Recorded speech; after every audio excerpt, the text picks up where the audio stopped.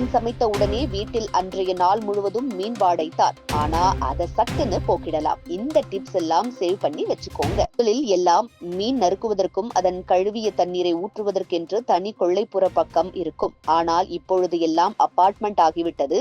இருக்கும் சிறிது இடத்திலும் வீடுகள் கட்டிவிடுகிறார்கள்.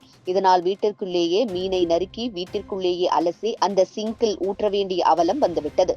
இதனால் அந்த வாடை, அந்த வாசனை நீண்ட நேரம் வீட்டிலேயே தங்கிக் கொள்ளும். அது அங்கிருப்பவர்களுக்கும் சரி வருபவர்களுக்கும் சரி சங்கடமாக இருக்கும். இப்படி மீன் வாங்கும் பொழுது அந்த வாடை துளி கூட வராமல் இருக்க சின்ன ட்ரிக்கை ஃபாலோ செய்தால் போதும். Apple cider vinegar. ஒரு கிளாஸ் தண்ணீரில் சிறிது ஆப்பிள் வினிகர் மற்றும் வெதுவெதுப்பான நீரை கலந்து வைத்துக் கொள்ளவும்.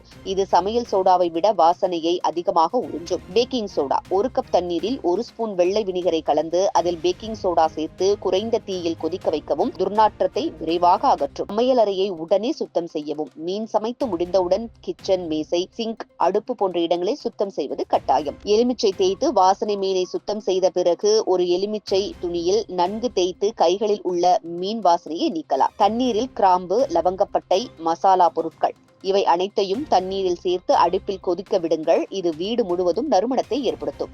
மீனை வாசனை இல்லாத இடத்தில் வைக்க வேண்டும். சுத்தம் செய்ததும் மீனை மூடியுள்ள பாத்திரத்தில் வைத்து வாசனை பரவாமல் தடுப்பது சிறந்தது. மீனை வாழை இலையில் சுற்றி வைக்கலாம். மீனை ஃப்ரிட்ஜில் வைக்கும் போது நேரடியாக வைக்காமல் வாழை இலையில் சுற்றி வைக்கும் வழிமுறை மிகவும் நல்லது. இது வாசனையை கட்டுப்படுத்தும். அடுப்பில் கிராம்பு, லவங்கப்பட்டை வைத்து கொதிக்க வைக்கவும். சமைத்து முடிந்த பிறகு அடுப்பில் இந்த பொருட்களை வைத்து கொதிக்க விட்டால் வாசனை முழுவதும் அழிந்து கிச்சனில் நறுமணம் நிறையும். ஃப்ரிட்ஜ் வாசனை கட்டுப்பாடு. குளிர்சாதன பெட்டியில் மீனை வைக்கும் போது வாசனை வெளியே வராமல் இருக்க சரியான மூடியுள்ள பெட்டியை பயன்படுத்தவும். சமைத்து முடிந்த பிறகு மீன் வாசனை நீங்காமல் இருந்தால் அது நீங்கள் சிங்கில் ஊற்றிய தண்ணீர் நன்றாக செல்லாமல் இருக்கும். அது நீரில் மீதமுள்ள கழிவுகள் காரணமாக இருக்கலாம். அவற்றை நீக்குவது முக்கியம். இதற்கு நன்கு தண்ணீரை ஊற்றி அலசிவிடுவோம். மீன் சமைக்கும் போது வீடு முழுவதும் வாசனை பரவுவது சகஜம் என்றாலும் அதனை கட்டுப்படுத்த வீட்டில் உள்ள இயற்கை பொருட்களை சரியான முறையில் பயன்படுத்தினால் முழுமையான தீர்வு கிடைக்கும். இங்கே உள்ள இந்த 10 வழிகளும் எளிதாக செய்து பார்க்கக்கூடியவை. உங்கள் சமையலறை வாசனையில்லாத நறுமணமயமான இடமாக மாறட்டும்.